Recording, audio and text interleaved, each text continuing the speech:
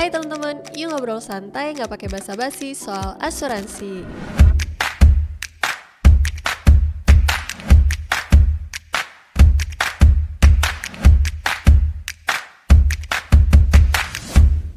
Kalau kamu adalah nasabah asuransi kesehatan Allianz dan baru aja menerima informasi soal kenaikan premi atau repricing lagi di tahun 2026 ini, aku yakin reaksinya kurang lebih sama kayak aku. Kok naik lagi? Bukannya tahun lalu udah naik? Apa mendingan tutup polis aja kali ya? Siapa yang kepikiran kayak gitu juga?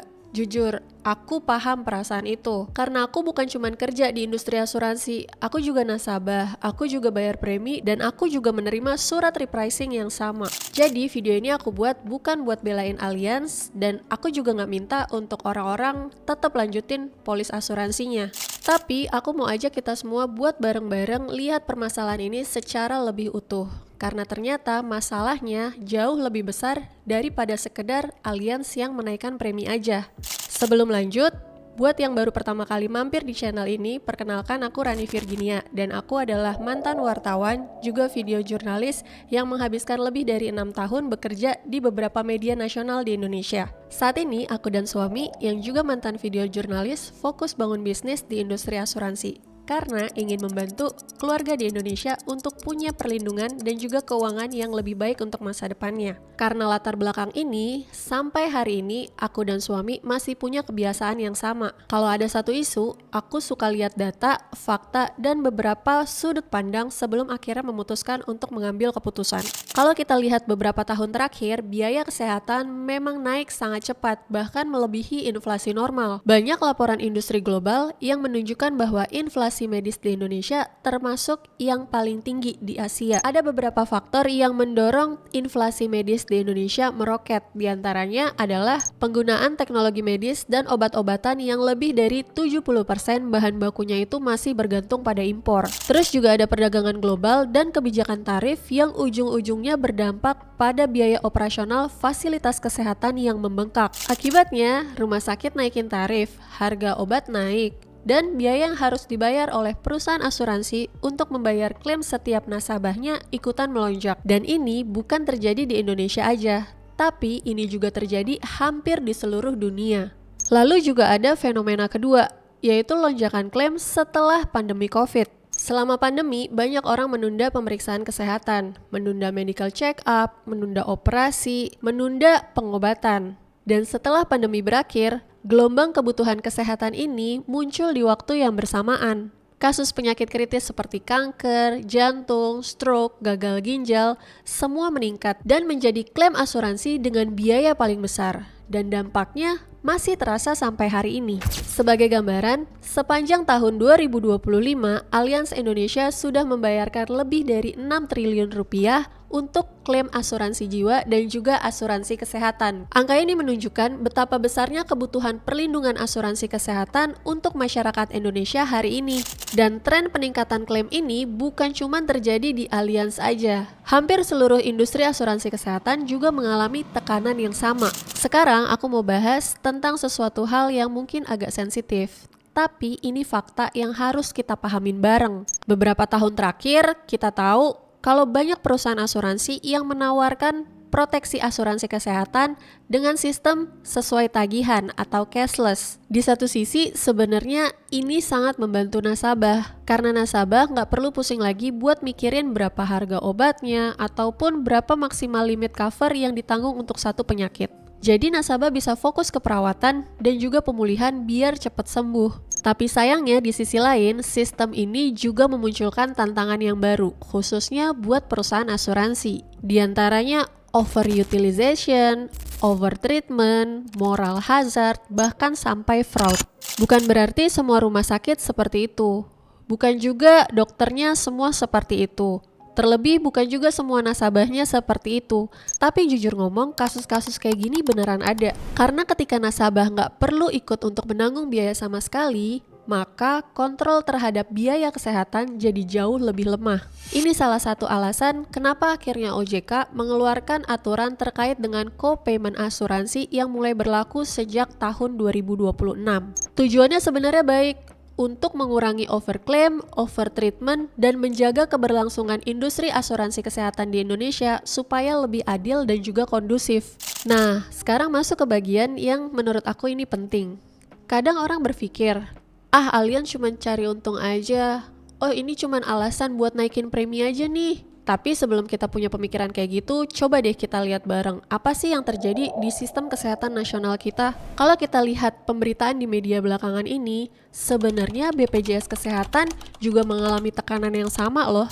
Per April 2026 kemarin, BPJS sendiri mengakui kalau rasio klaimnya itu meningkat sebesar 111%. Artinya kan uang yang keluar untuk bayarin klaim jauh lebih besar dibandingkan iuran yang masuk. Jadi nggak heran kalau misalkan BPJS sendiri mengalami defisit sebesar 2 triliun rupiah setiap bulannya. Kita melakukan transaksi kesehatan itu sehari 2 juta transaksi. Ini menghasilkan pembayaran 500 miliar sehari dan sebulan sebesar 16 triliun, kurang lebih 16,5 triliun. Dan iuran yang masuk sebesar 14 triliun. Jadi setiap bulan kita defisit 2 triliun. Namun demikian kita masih punya cadangan untuk pembayaran klaim ini sampai awal tahun depan. Dan kita akan gagal bayar di Juli 2027 bila tidak ada intervensi, Bapak Ibu sekalian. Jadi sebenarnya persoalannya itu bukan cuma di Allianz aja, bukan juga cuma di perusahaan asuransi swasta aja, tapi ini terjadi di seluruh ekosistem kesehatan kita. Kalau BPJS sendiri aja juga mengalami tekanan seperti ini, bisa bayangin nggak tekanan seperti apa yang dihadapi oleh perusahaan asuransi swasta atau komersial yang ada di Indonesia? Karena kan mereka semua menghadapi biaya medis yang sama, harga rumah sakit yang sama, harga dokter yang sama, dan juga harga obat yang sama. Sekarang aku mau bicara sebagai nasabah. Jujur, aku sendiri juga gak nyaman. Siapa sih yang seneng terima info soal premi naik? Apalagi ini bukan repricing pertama. Di Allianz sendiri, ini udah jadi repricing ketiga yang aku rasain sejak 2020 aku jadi nasabah Allianz.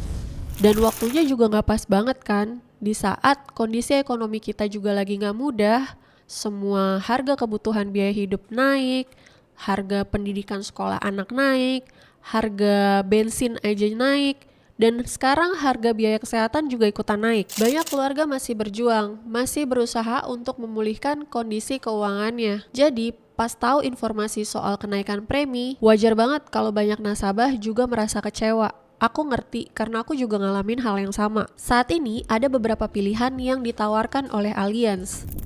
Pilihan pertama tentunya repricing atau penyesuaian harga yang direkomendasikan oleh Allianz. Memang berat, tapi manfaat perlindungannya masih berjalan seperti sebelumnya. Pilihan kedua, sebagian nasabah akan mendapatkan penawaran untuk migrasi ke produk baru Allianz, yaitu Allianz Preferred Medical atau Alicia Preferred Medical. Produk ini dirancang dengan pendekatan yang berbeda, dengan harapan kenaikan premi ke depan jauh lebih stabil dan lebih sehat untuk jangka panjang. Selain itu juga ada beberapa fitur tambahan yang nggak ada di produk asuransi kesehatan generasi sebelumnya. Seperti 100% tambahan manfaat batas tahunan untuk klaim penyakit jantung, kanker, dan stroke. Dan juga manfaat rawat jalan tanpa rawat inap untuk klaim penyakit demam berdarah dan juga tipes. Untuk lebih detailnya tentang manfaat apa aja yang ditawarkan oleh produk Allianz Preferred Medical atau Alicia Preferred Medical, teman-teman bisa cek videonya di channel aku. Nah, sekarang masuk ke pertanyaan yang paling sering aku dapat.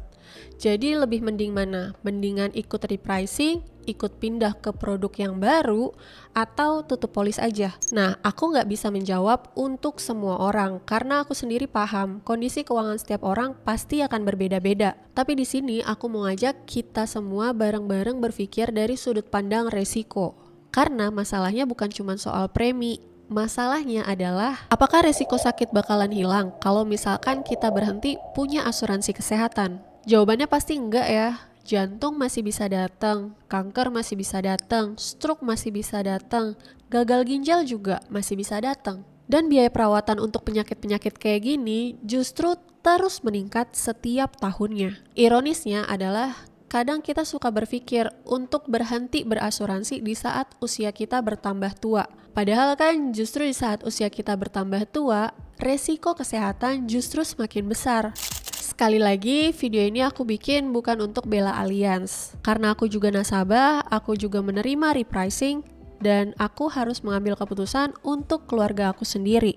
Tapi setelah mempelajari data dan kondisi industri yang terjadi saat ini, aku akhirnya punya satu kesimpulan. Repricing emang gak nyaman, tapi aku paham kenapa itu terjadi. Karena kalau misalkan masalah inflasi medis, lonjakan klaim, overtreatment, dan ketidakseimbangan terhadap biaya kesehatan gak diperbaikin, yang terancam bukan cuma kenaikan premi aja, tapi juga keberlangsungan terhadap proteksi asuransi sendiri. Jadi sebelum kamu mengambil keputusan terhadap polis asuransi kesehatan kamu, please banget luangin waktu untuk memahami keseluruhan fakta yang ada. Hitung lagi kebutuhan perlindungan keluarga kamu, konsultasi sama agent atau financial consultant yang kamu percaya.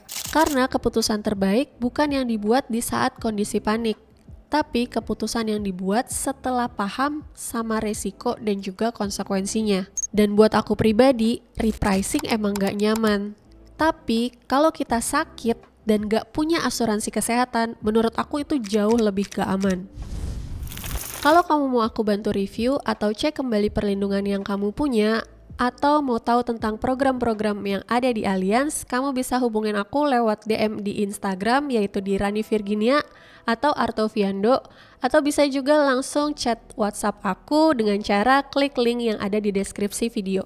Oke, segitu dulu videonya, dan yuk ngobrol santai nggak pakai basa-basi soal asuransi.